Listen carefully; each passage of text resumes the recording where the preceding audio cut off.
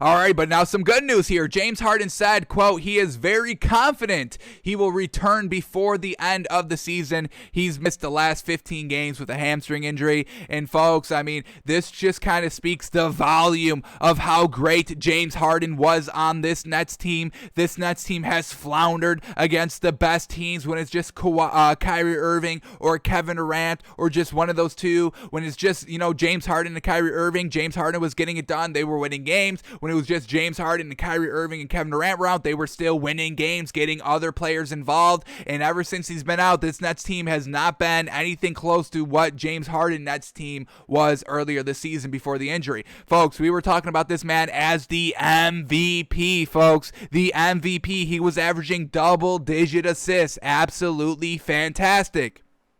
So they definitely need James Harden back. Hopefully he kind of puts them over the edge. They still have a problem with down low beef. We just saw the Bucks absolutely destroy them back-to-back games, and I don't think if James Harden was on the floor, I'm not sure how much the outcomes of those games would have changed. Yes, you have another outside scorer in James Harden, but who is going to contain Giannis? You would have to outshoot them, outscore them to win. Yes, you may be able to do that with James Harden and Kevin Durant and Kyrie Irving. You've got the three big ones, but still, you've got, lackluster down low. DeAndre Jordan, Blake Griffin. I mean, they couldn't get it done with the Clippers in their prime. Now they're out of their prime. You think they're going to get it done now against the Nets with even bigger bigs? When, they were big with the Clippers, they didn't have Jokic and Embiid and Anthony Davis in the league, all three together. Now they're going to have to run the gauntlet with just Anthony Davis and Blake Griffin, and it's not going to be good. LaMarcus Aldridge no longer there because he's, I think he retired, right? Because, of his health.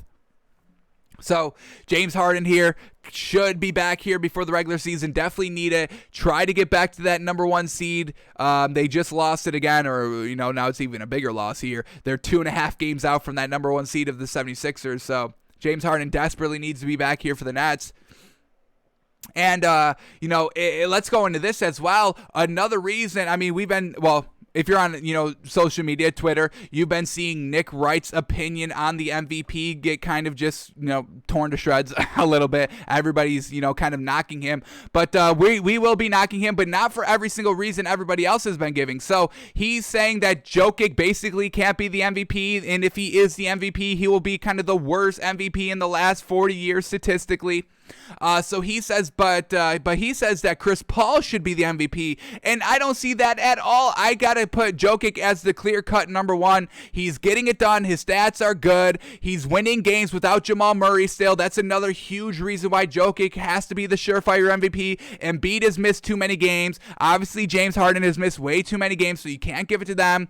But to have Chris Paul as, the number one MVP, what? His stats are not even that great, folks. I understand that he's, saying that Chris Paul should be MVP because he's taking this team and winning now, but 16 points, 4 rebounds, 8 assists. Folks, James Harden was averaging double-digit assists, so I can't even look at Chris Paul as the MVP because James Harden at the point guard position, same position that Chris Paul's in, was leaps and bounds better. 25 points a game, 8 rebounds, while still getting basically 11 assists. It did drop a little bit, but he was averaging 11 assists at one point in the season.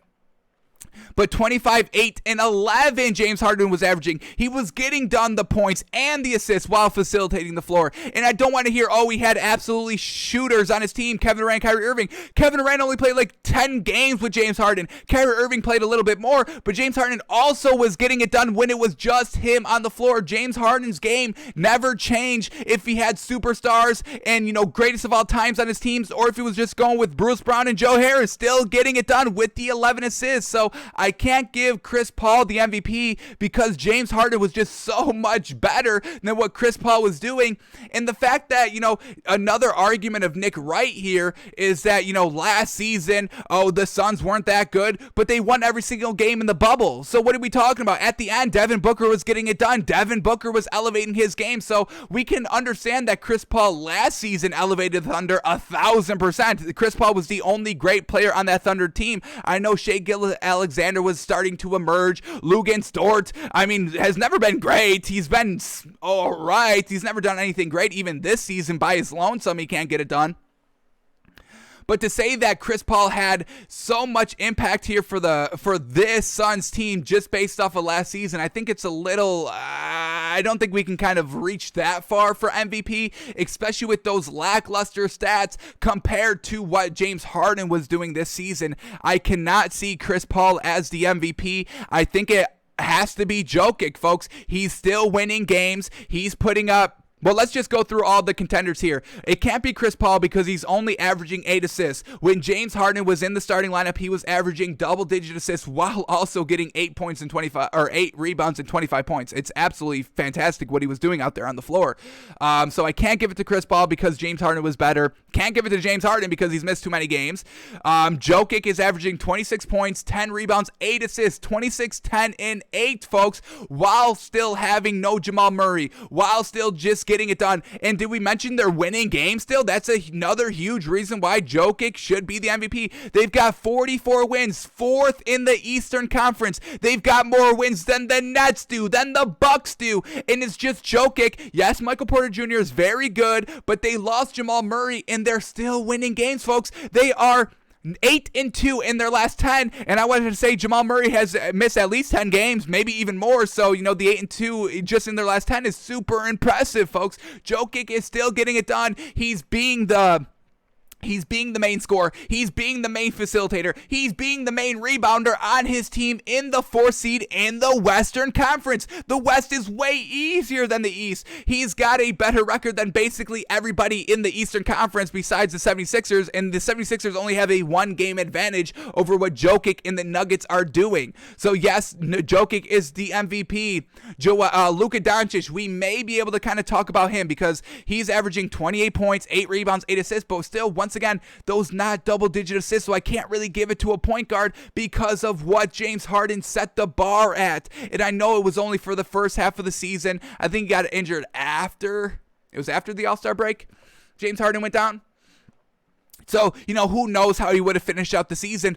But of what we saw, how many games did James Harden play this season? 42, half the season basically. There's only 72 games, so he missed 30 games. Truly unfortunate. I mean, truly unfortunate, but more than half the season, he was still averaging double-digit assists. So just that trajectory, he would have still been averaging the double-digit assists, in my opinion. So I can't really give it to Luka. I would put Luka kind of at number 2 because he's still getting it done without Porzingis. He's being the scorer. He's being the facilitator. And the Mavericks, they're number 5 here in the Western Conference, so we really do have to respect Luka Doncic a lot more. I've got to give it to Luka Doncic over Chris Paul. Chris Paul doesn't need to be the main scorer. Devin Booker's really the main scorer, and when Devin Booker, still puts up 30 points, in some of these losses here, Chris Paul is a no-show. It's not like Chris Paul steps it up every single night when, Devin Booker can't be the number 2 to Devin Booker's number 1, and that's why they lose games, because nobody else can score the ball besides Devin Booker. So for those reasons, I can't give it to Chris Paul. I give it to Jokic, and then I give it to Luka Doncic. We can talk about Embiid.